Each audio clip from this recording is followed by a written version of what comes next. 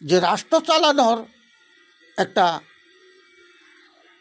মানবিক দৃষ্টির মানুষের অধিকার সম্বন্ধে যে একটা সংবিধান পাশ করে রাষ্ট্র নায়ক যারা সরকার, যারা জনগণকে ভালোবাসে, দেশকে ভালোবাসে, তার কাছে এইসব আইন নয়।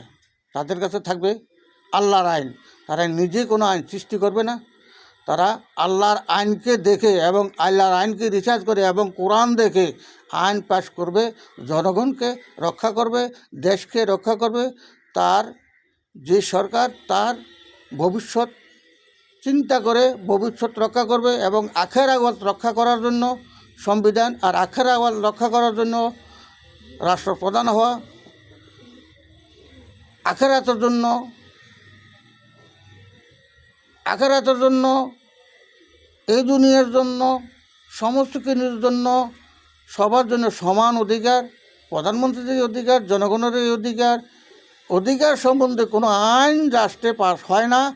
যেগুলা হয় এগুলা সরকারের জন্য, সরকারের কর্মচারীর জন্য। সাধারণ জনগণ এইসব আইনের কাছে যাইতে পারে না।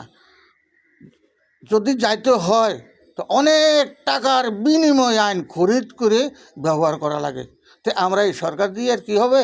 আর সরকার থাকলেই কি আমাদের, সরকার না থাকলে কি আমাদের আর কি? সরকার থাকলেই যাই, না থাকলে একই কথা।